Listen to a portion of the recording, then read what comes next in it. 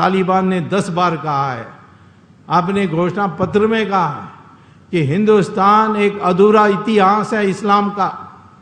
क्यों? मैं आपको बता रहा हूं कि जो घटनाएं घटने वाली हैं उसके लिए आज हमें तैयार हो जाना चाहिए। पाकिस्तान, ये हमारे सलमान खुर्शीद कहते हैं कि चीन आ गई है 20 किलोमीटर, वो फुंसी जैसा है। एक जमाने में जवाहरलाल नेहरू ने कहा कि अक्सर चीन में घास नहीं होती है, तो फिर महावीर त्यागी ने पार्लियामेंट में कहा कि आपके सिर में एक बाल भी नहीं है तो आपके सिर भी काट देना चाहिए क्या? तो इस तरीके से जो चापलूसी, तुष्टीकरण, सरेंडर मेंटालिटी जिसको कहते हैं वो है। युद्ध आती है हमारे कारण नहीं, ऐतिहासिक कारण से आती है। उस समय हम तैयार हैं तो सारे देश की नक्शा, देश की इतिहास सब बदल सकते हैं। तो आज आवश्यकता किसकी है? हथियार व्यथियार तो बहुत आसानी से मिल जाएगी। आज आवश्यकता है दिमाग की, चेतना की, संज्ञा की। मनमोहन सिंह के बारे में बहुत कुछ कहा गया, लोगों ने मुझे भी लोग कहते हैं वो आपका मित्र है, ये इतनी बड़ी सिंहासन में बैठा है, इतनी ताकत है, उसका क्यों नहीं उपयोग करता है? मैंने कहा कभी सर्कस गए हो आप? सर्कस में रिंग, एक पिंजरे में 5 सिंह होंगे और एक दुबला पतला रिंग मास्टर आएगा और वो सिंह को कहेगा ऊपर चढ़ो, सब ऊपर चढ़ेंगे, मुंह खोलो, सब मुंह खोलेंगे, अपना वो सिर रखेगा उसके मुंह के अंदर। ये सिंह 5 इतने अच्छे अच्छे उनको खाना मिलती है, इतने तगड़े हैं। ये सिंह जो हैं इस रिंग मास्टर को क्यों नहीं मारते हैं?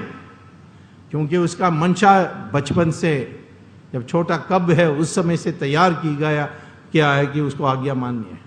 ये हमारे मनमोहन सिंह भी वही सर्कस का सिंह है, वो आज्ञा मानना उसकी आदत है, स्वभाव है, उससे ज्यादा। उसके अलावा आज एक ही उपयोगिता है, उसका एक ही उपयोग है कि पद में बैठा रहेगा तो वो बुद्धू जो है सोनिया गांधी का बेटा, वो प्रधानमंत्री नहीं बनेगा। तो जाना है मनमोहन सिंह को तो सारा यूपीए चले जाए, चुनाव हो जाए, परंतु इसको जाकर के उस बुद्धू आ जाए, ये अपमान देश के लिए हमें करने के लिए मौका नहीं देना चाहिए। तो आज इतना ही मैं कहूँगा, निराश होने के लिए कोई औचित्य नहीं है। आज हमारे देश के पास सब कुछ है, एक ही चीज पर कमी है, ये जो चेतना की बात मैंने की।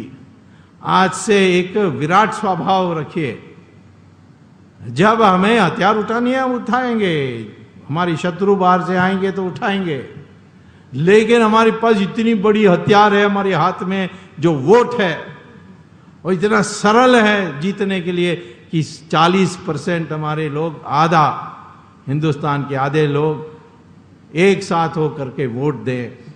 उसके लिए हमें प्रयास करनी चाहिए। संगठन हमारे पास बहुत है, राष्ट्रीय स्वयंसेवक संघ गांव-गांव में है। विदेश के लोग मुझे कहते हैं कि ये राष्ट्रीय स्वयंसेवक संघ कैसा बना? क्यों? मैंने कहा क्यों? सिर्फ वॉलंटियर, और ये इतनी दुनिया के सबसे बड़ा वॉलंटियर ऑर्गेनाइजेशन आज राष्ट्रीय स्वयंसेवक संघ है, और हर गांव में है, हर कस्बा में है। इस संगठन है आपके पास, विश्व हिंदू परिषद है, और उसके जो पारिवारिक संगठन है, जैसे अभी हम जिस मंच से बोल रहे हैं, अनेक हैं। ये सब संगठन होते हुए हमें चिंता करने की जरूरत नहीं है। विजय हमारी होगी, क्योंकि ये हमारी प्रारब्धा है। किसने बोला? स्वामी ऋषि अरविंदो ने कहा, विवेकानंदा ने कहा, ये होने वाला है इस आने वाले 10 साल में। लेकिन हम लोगों को भी क्या करना है? हम लोगों को नए चेतना से, विराट चेतना से आगे बढ़ करके हिंदू को इकट्ठा करने के लिए हमें प्रयास करनी चाहिए। अपने भूतपूर्व सैनिकों से जो 1 करोड़ है, उनमें से छांट करके 10 लाख को निकालना चाहिए, उनको हथियार देना चाहिए, पैसा देना चाहिए, कहना चाहिए कि जाओ कश्मीर में अपने कुटुंब के साथ और वहां जाकर बस के रहो, और अपने बंदूक चलाना तो बंदूक चलाओ, बदल आ जाएगी। मुसलमान ने, मैंने कहा ना, जहां मेजॉरिटी आवाज देगी एक साथ, एकता के साथ, वहां वो आपकी बात मानेंगे। हर मुसलमान आज प्राइवेटली मुल्ला को छोड़कर, कट्टरपंथियों को छोड़कर स्वीकार करता है कि मेरा पूर्वज हिंदू है। ये ऐलान करना चाहिए, मुझे गर्व है कि मेरा पूर्वज हिंदू है, और मेरा धर्म उपासना पद्धति बदल सकती है परंतु मेरी संस्कृति नहीं बदलेगी। हम हिंदू संस्कृति के लोग हैं, उनको हम अपना मुसलमान कहेंगे, और जो उनका मुसलमान है वो अंतर्राष्ट्रीय मुसलमान होगा।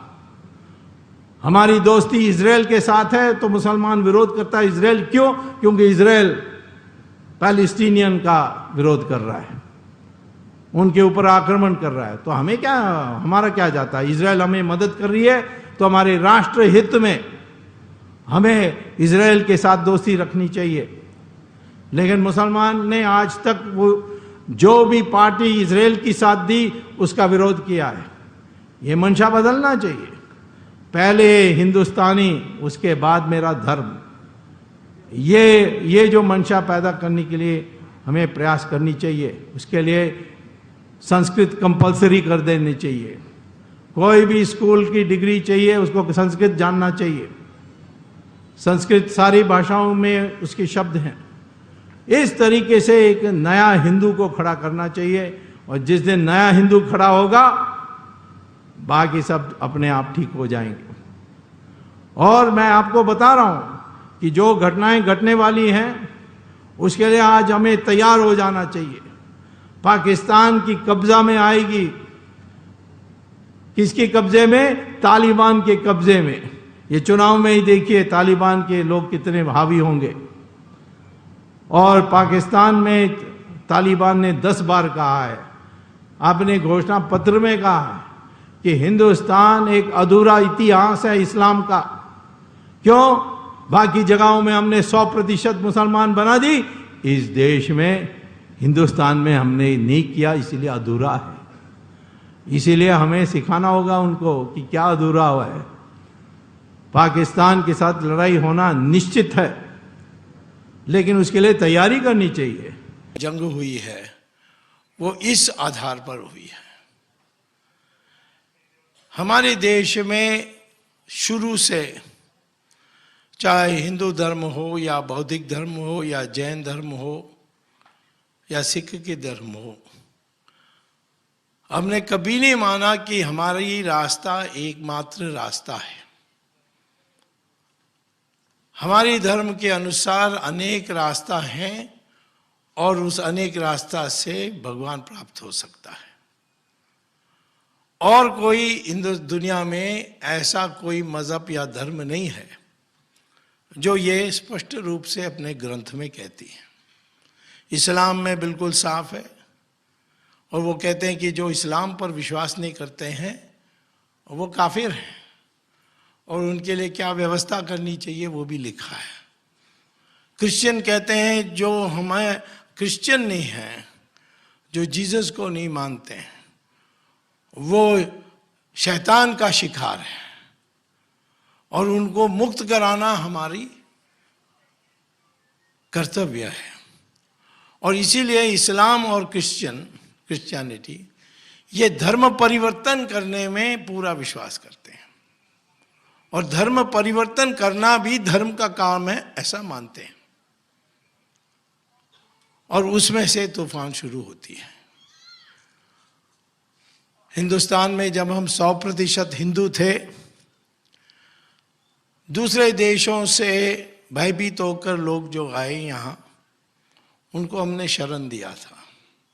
वो दूसरे धर्म के थे। इस गुजरात में